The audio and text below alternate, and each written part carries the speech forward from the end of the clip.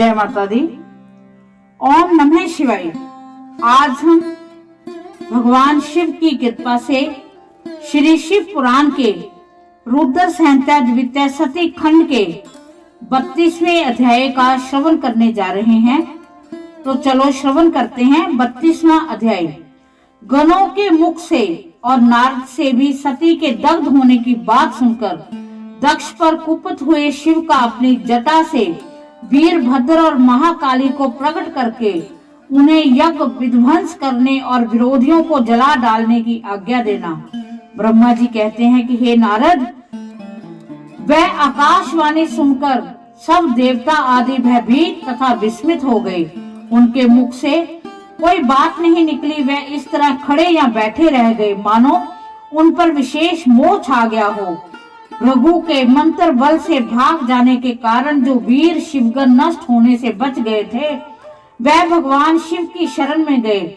उन सब ने अमित तेजस्वी भगवान रुद्र को भली भांति सादर प्रणाम करके वहां यज्ञ में जो कुछ हुआ था वह सारी घटना उनसे कह सुनाई। गण बोले, महेश्वर, दक्ष बड़ा दुरात्मा और घमंडी है। उसने वहां जाने पर सती देवी का अपमान किया और देवताओं ने भी उनका आदर नहीं किया।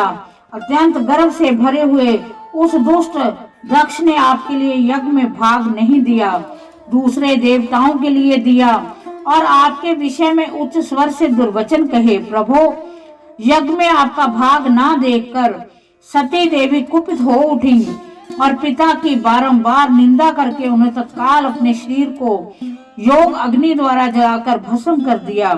यह देख 10,000 से अधिक पार्षद लज्जावश शास्त्रों द्वारा अपने ही अंगों को काट काट कर वहां मर गए। शेष हम लोग दक्ष पर कुपित हो उठे। सबको भय पहुंचाते हुए वेग पूर्वक उस यज्ञ का विध्वंस करने को उद्यत हो गए, परंतु विरोधी भृगु ने अपने प्रभाव से हमें तिरस्कृत कर दिया। हम उनके मंत्र बल का सामना न कर सके। प्रभु विश्वम्बर, वे ही हम लोग आज आपकी शरण में आए हैं। दयालो, वहां प्राप्त हुए भय से आप हमें बचाइए, निर्भय कीजिए। महाप्रभु, उस यज्ञ में दक्ष आदि सभी दुष्टों ने घमंड में आकर आपका विशेष रूप से अपमान किया है। कल्याणकारी शिव, इस प्रकार हमने अपना सती देवी का और मूढ़ बुद्धि वाले दक्ष आदि का भी सारा वृतांत कह सुनाया। अब आपकी जैसी इच्छा हो वैसा करो। ब्रह्मा जी कहते हैं कि नारद, अपने पार्षदों की ये बात सुनकर भगवान शिव ने वहां की सारी घटना जानने के लिए शीघ्र ही तुम्हारा स्मरण किया। देव ऋषि, तुम दिव्य दृष्टि से संपन्न हो, अतः भगवान के स्मरण करने पर तुम तुरंत वहां आ पहुँचे और शंकर जी को भक्ति पूर्वक प्रणाम करके खड़े हो गए।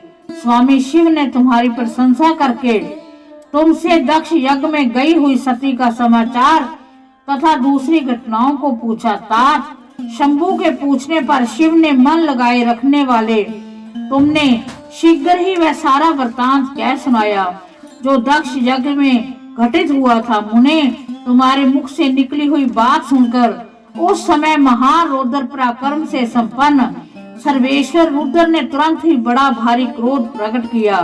लोक संहारकारी रुद्र ने अपने सिर से एक जटा उखाड़ी और उसे रोष पूर्वक उस पर्वत के ऊपर दे मारा। मुने, भगवान शंकर के पटकने से उस जटा के 2 टुकड़े हो गए। महाप्रलय के समान भयंकर शब्द प्रकट हुआ। देव ऋषि, उस जटा के पूर्व भाग महाभयंकर महाबली वीरभद्र प्रकट हुए, जो समस्त शिवगणों के अगुआ हैं। वह भूमंडल को सब ओर से व्याप्त करके उससे भी 10 अंगुल अधिक होकर खड़े हुए। वह देखने में प्रलय अग्नि के समान जान पड़ते थे। उनका शरीर बहुत ऊंचा था। वह 1000 भुजाओं से युक्त थे। उन सर्व समर्थ महारुद्र के क्रोध प्रकट हुए निश्वास से 100 प्रकार के ज्वर और 13 प्रकार के सनिपात रोग पैदा हो गए। तात, उस जटा के दूसरे भाग से महाकाली उत्पन्न हुई जो बड़ी भयंकर दिखाई देती थी। वह करोड़ों भूतों से घिरी हुई थी।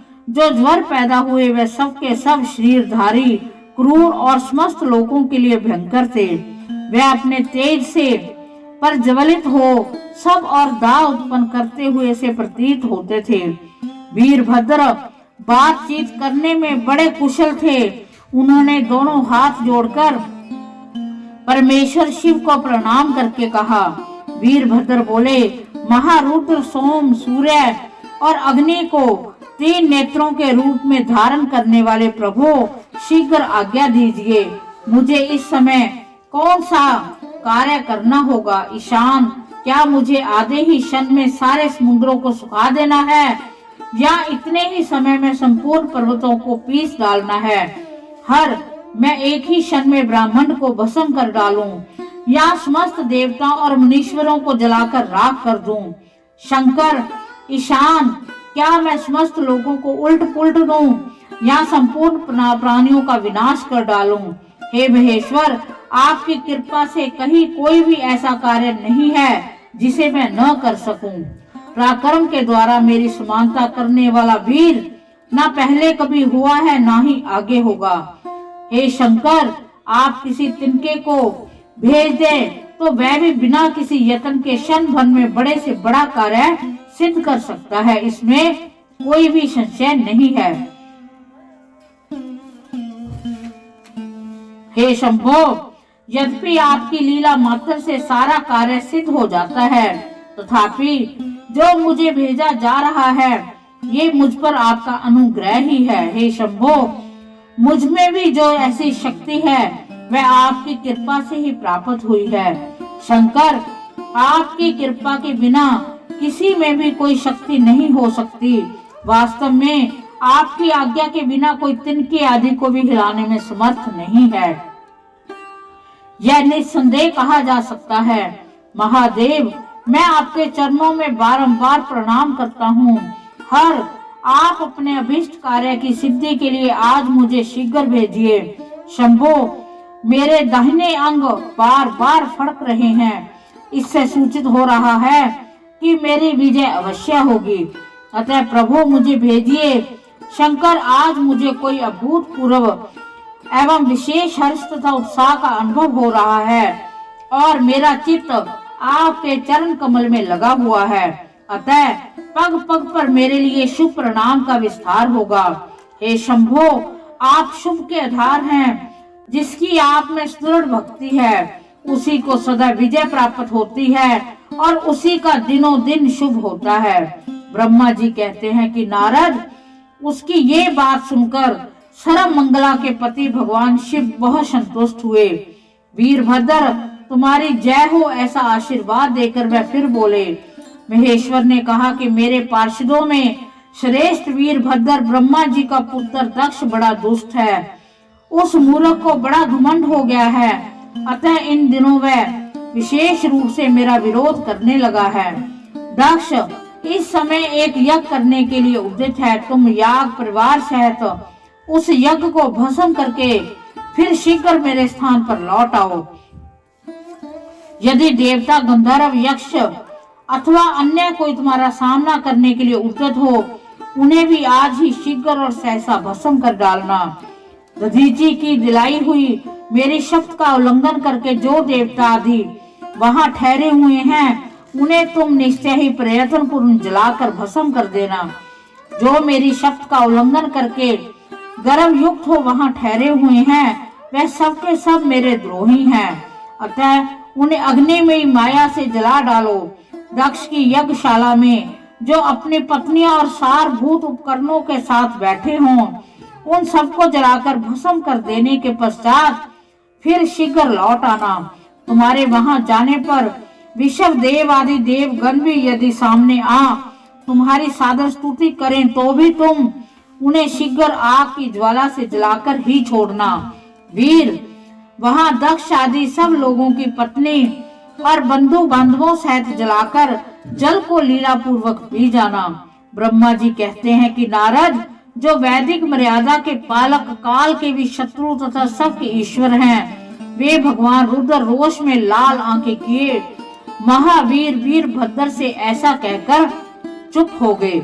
इस प्रकार श्री शिव पुराण के रुद्र संहिता द्वितीय सती खंड के 32वें अध्याय का समापन होता है। भगवान शिव हम सब पर अपनी कृपा दृष्टि बनाए रखें और हमें अपना आशीर्वाद प्रदान करें। इसी के साथ जय माता दी। ओम नमः शिवाय।